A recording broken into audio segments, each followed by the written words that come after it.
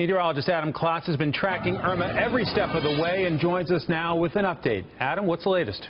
Hey there, guys. We're now tracking Irma as it is entirely, that's right, entirely over land. This is the path. You can kind of see it right there moving across Fort Myers, now up just south of Tampa. There is our tight circulation, all of it over land. That's beginning to slow it down just a little bit. We are forecasting this to drop down to a Category 1 storm here in the next couple of hours, and these winds just continue to back off and back off and back off. You can tell we're trending that direction, which is good news for all of these folks.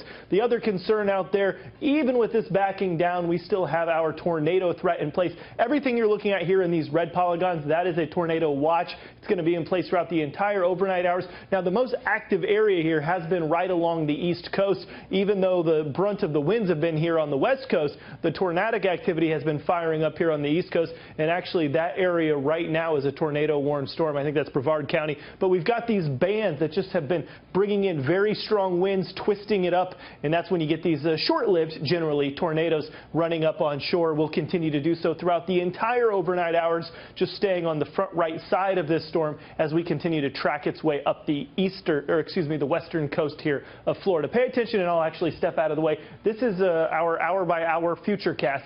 There's your time in the corner as we continue to watch this thing lift up, expecting it to move through the St. Pete, the Tampa area. It's really after midnight at this point, perhaps 1 o'clock, and then continuing to lift its way up the coast. Now, the heaviest rain, those initial bands will continue to be way out in front of this, but the backside of this system is going to be just as important, because once you do this, the winds circulate this direction. Once you get on the south side of this storm, suddenly the winds are coming off the Gulf of Mexico back onto land. It can really start to grab all that water and push it up, and that's when you start to see a storm surge getting up to 5 or 10 feet in waves on top of that. So even if you're beginning to think, hey, this thing's going to pass by in the next couple of hours, that doesn't mean you're at the end of this event.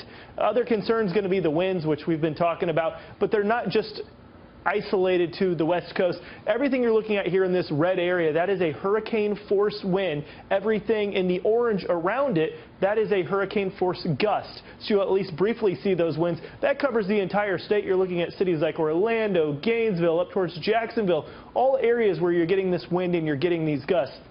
That's going to lift all the way across the state, and by tomorrow evening, folks in Atlanta, North Georgia, are going to be seeing these very strong winds up to 50, perhaps gusting up to 60 miles an hour. So there's still a lot to deal with. So no surprise here, the entire state still under this hurricane warning for now.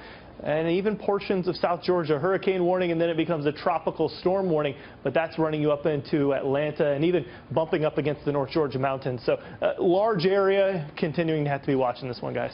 Adam, every time something like this happens, we learn so much about atmospheric science. And you heard the boat captain in the last segment that we did talk about the fact that as the storm was moving in, that all the water went out and that his boat was sitting on sand. And other people in the Tampa area describing the same sort of thing, where as the storm approached, the water goes out. What is that phenomenon? Can you tell us about that?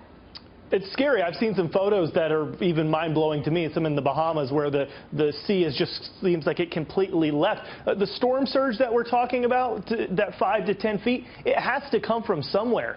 And most of that's coming from other places along the coast. So if there's 10 feet of water outside your door, there's someone else missing that 10 feet of water. Of course, we got a lot of moisture up in the clouds as well, raining it down. So it all comes from somewhere. And yeah, some of these images have been really kind of mind-blowing to see how much water is pulled away and then moved to different portions. And if you've seen some of those photos, it means that water's on the way. That wall of water is still moving somewhere. Wow. Yep. Thank you for that, Adam. Appreciate it.